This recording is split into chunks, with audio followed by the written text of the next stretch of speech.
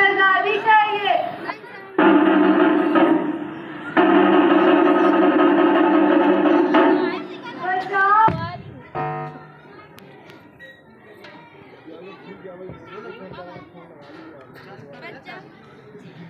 चालू करो माइक।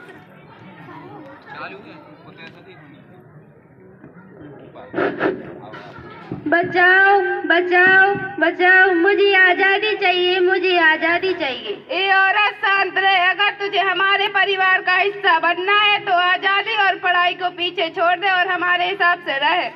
पर मैं ही क्यों, मैं पढ़ना चाहती हूँ, पढ़ लिख कर कुछ हासिल करना चाहती हूँ। तू लड़की है, तुझे पढ़ने का और सपने देखने का कोई अधिकार नहीं। मैं अपनी भावनाओं को व्यक्त करने और बोलने की आजादी चाहती हूँ। क्या आजादी चाहिए? मुझे सम्मान कार्ड और पैसे लेने का हक चाहिए।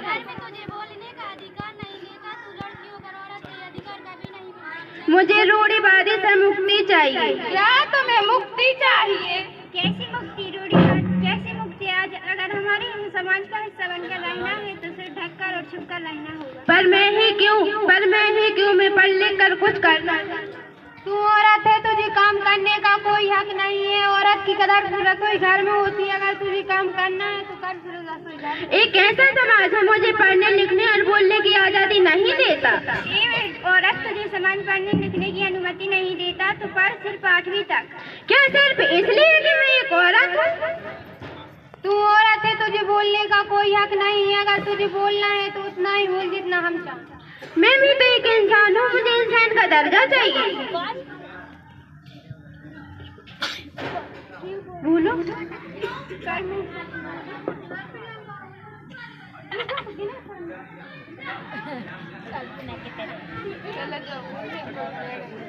पट्टी तो बन जाए उनकी। हेलो।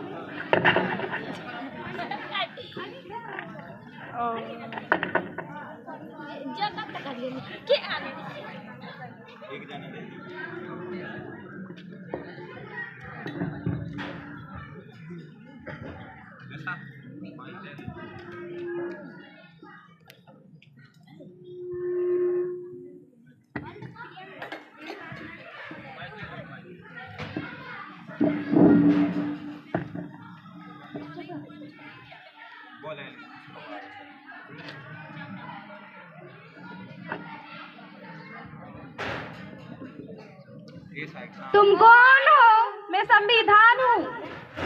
जहाँ जहाँ अत्याचार, शोषण और भ्रष्टाचार होगा वहाँ मैं खड़ी रहूंगी। तुम हम सबसे भी ऊपर हो। हाँ, मैं तुम सबसे ऊपर हूँ। मैं धर्म, समाज, परिवार, संस्कृति इन सबसे ऊपर हूँ।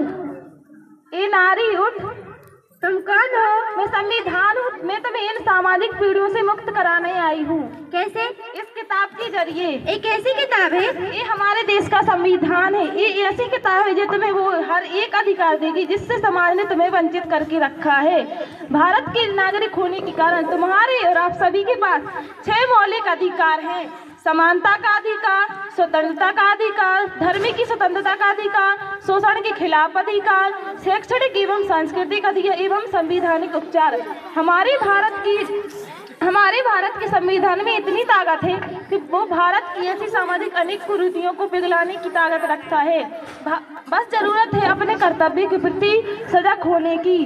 भारत हमारी माता है और भारत को एक नारी के रूप में पूजा जाता है। हम कौन होते हैं? एक नारी। और आज इसी महिला की गोद में महिलाओं के प्रति अत्याचार जैसे शोषण जैसे अनेक दुष्कर्म हो रहे हैं। हम कौन होते हैं? एक नारी से उसका सम्मान छीनने वाले।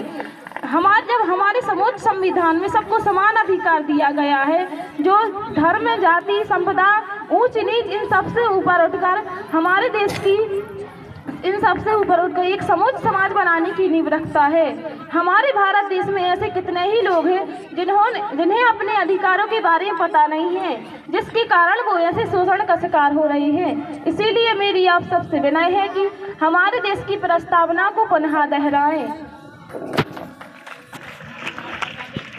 मैं संकल्प लेती हूँ कि मैं हमारे संविधान की रक्षा करूँगी एवं उसके कर्तव्य एवं अधिकारों पर चलूँगी भारत माता की जय। भारत माता